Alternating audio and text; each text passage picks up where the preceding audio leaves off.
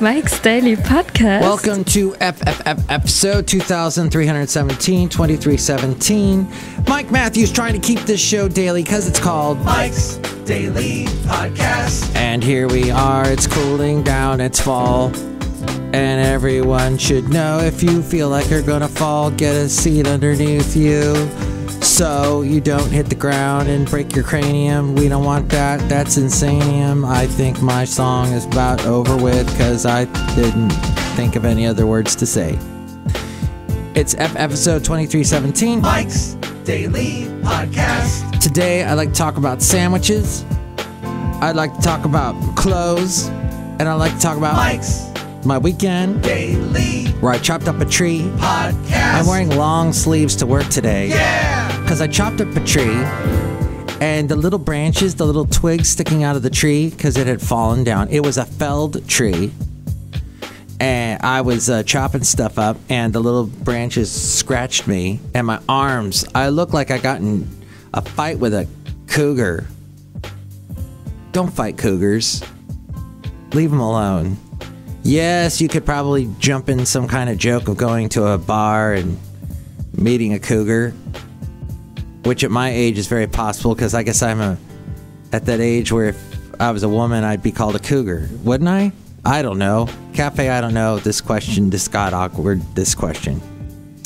So, I did say to you that I was cutting up the tree and it's now obliterated and back, everything is back to normal till the next tree falls over. Because we got a lot of wind. I know this one guy, his house is underneath a huge pine tree, and a branch fell off of it and went right through the roof like a missile.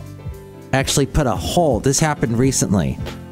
Put a hole, like a hole around, if you can make a round circle with your hand, kind of a hole that size, with this big old twig that came down. And the twig is probably taller than me, somewhere around 6'5"-ish. And here's today's podcast picture. I was surprised to hear that Arnold Schwarzenegger is 6'1". I always thought he was short, but it was the Sylvester Stallone who's short. Arnold is tall. I don't know. Cafe, I don't know. Okay, the podcast picture, I'm going to pull it from the trip. Maybe a Texas trip. Maybe the Texas trip part of it was a two-legged trip. The first leg was Florida, second leg was Texas, Dallas, Texas. I'll pull a picture from there. See it at mikesdailypodcast.com. It would have been fun to bring this guy to Texas, the late, great Basil the Boxer. I think he would have liked some of the delicious food over there at Terry Black's. Oh my gosh, what they do to meat. Wow. And I shouldn't give him a plug because I had to spend over $50 on food there just for a couple of things. So that's my plug and my slug. It's too expensive. Hey, sandwiches. I love them. How about some suggestions for sandwiches? And at this point, I realize that Cafe Anyway has absolutely no light here in Podcastro Valley Mont, the last place on earth. I need a little more light in this place. You know what? I'm turning on the flashlight on my phone because that's how old I am now. I'm turning on flashlights on my phone. Okay, here we go. The sandwich has nothing to prove. It's still the most popular lunch in the U.S. The engine of the country's food-to-go industry. Functional and transitory, the sandwich reflects how we live today. But according to those in the know, many of us choose to make the same sandwich every day. It doesn't have to be that way. With a few tweaks, you can raise your sandwiches to a whole new level. John Montagu, the 4th Earl of Sandwich, created it. Legend has it he was so addicted to gambling that rather than leaving the gaming table, he had the cook bring him his meat sandwich between 2 slices of bread. We have to thank gambling for the sandwich. It became a thing. So much so, more than 250 years later, it's currently killing it for breakfast. The breakfast sandwich. And even for dinner. Fried chicken and waffle sandwich, anyone? First, the bread. Think beyond sliced white or whole wheat. There's a world of options out there. From waffles and pita bread to tortillas and Indian naan and bagels to focaccia to pretzel rolls. I try and find the healthiest bread out there. But then sometimes I gotta get me some Dutch crunch. Would you rather not eat bread? Cue iceberg lettuce leaves, zucchini, and cucumber slices. Or whole grilled portobello mushrooms for bookending a burger or tofu. If you are into that the way a portobello mushroom tastes. It's got an interesting texture, does it not? Next step, fillings. Cheese, of course, but how about roasted vegetables? Cured meat such as mortadella. Pulled meat such as chicken and pork. Smoked fish such as salmon. I like to make the sardine sandwich. Healthy in those omega-3 fatty acids. And yes, the falafel stuffed wrap still rules. But consider a wrap stuffed with mujadera. Mujadera? It's a Middle Eastern lentil and rice mix. And if you want your tuna, ditch canned and use slow poached fresh instead. I don't know if I've tried that. And sauce. Yes, mayonnaise and ketchup remain sandwich staples, but there are other ways to ramp up flavor. Sriracha and other hot sauces, nut butters, caramelized or crispy onions, tapenade, pesto, hummus, roasted pepper, and there's garlic puree. And then the sides. Gotta usually add crunch and color and acidity. Consider artisanal pickles, slaws, superkraut, kimchi. I'm not a fan. But sauerkraut I love. I love the sauerkraut. It's a superkraut. Kimchi salads such as cucumber and apple. Yes, it is desirable to have some kind of a crunch going on with whatever the side is. And that is from Fiona Sims. She's a food and drink writer based in London, England. She wrote this for the Costco Connection. Which I was going to go to Costco today because I am so low on stuff, but my lovely lady friend said, no, don't do it. Just come home to me. And that's love. She's my love sandwich.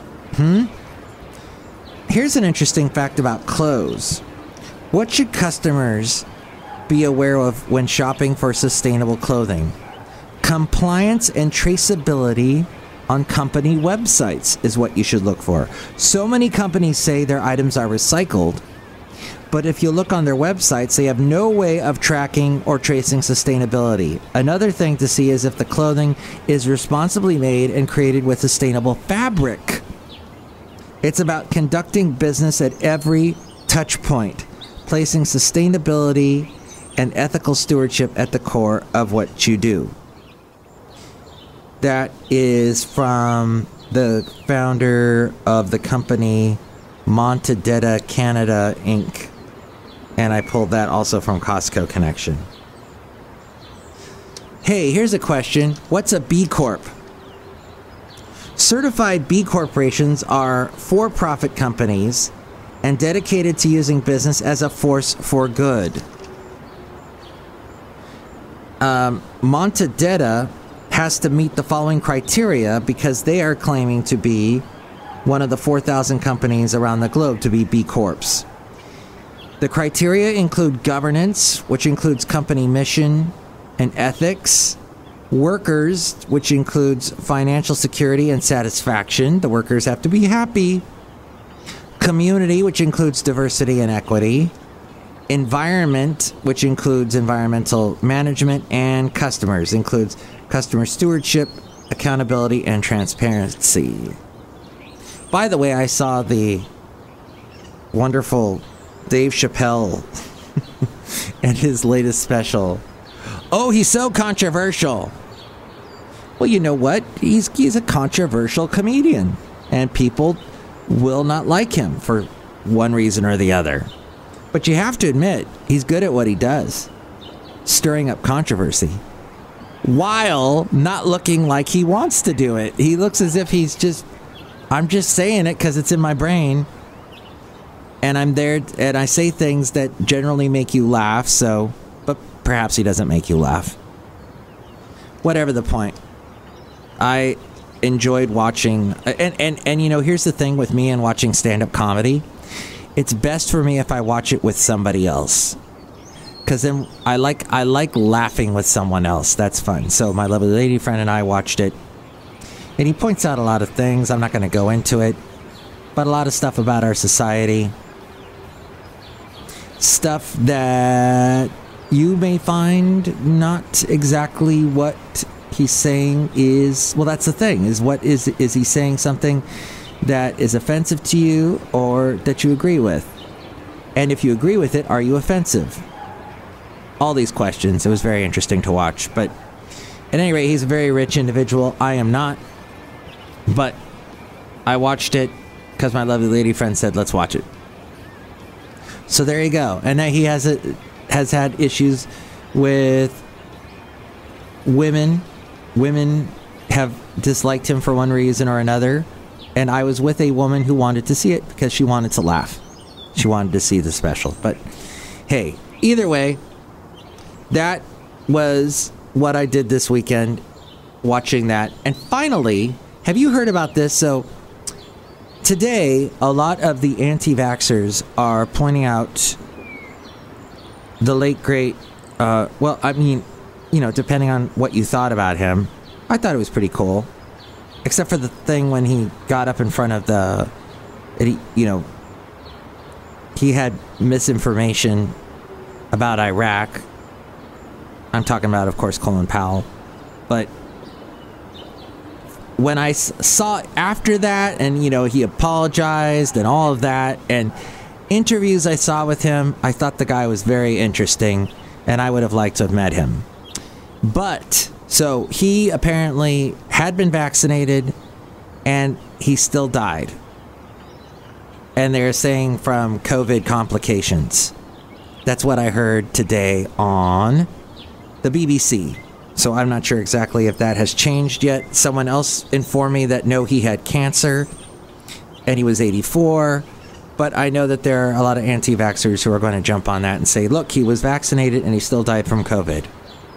And then there is a former Atlanta Hawks point guard, Brandon Goodwin, who said that he was having issues after taking the COVID-19 vaccine, Johnson & Johnson.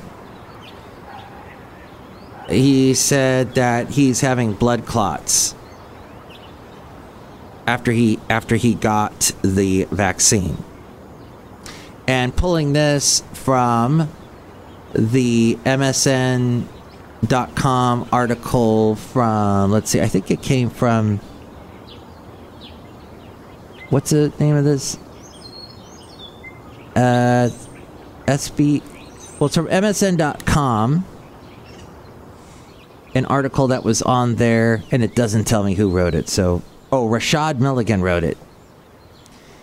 But it does point out that the whole thing with the blood clots could go back, had they been reported as a rare side effect of the Johnson & Johnson Janssen COVID-19 vaccine. Women under the age of, and that is according to the Center for Disease Control and Prevention. Women under the age of 50 are advised to remain cautious about the rare but increased risk of developing blood clot from the J&J vaccine. The CDC says a risk that has not been seen in other vaccine options. Did he get that? I'm scanning the article now to see if he did get the Johnson & Johnson.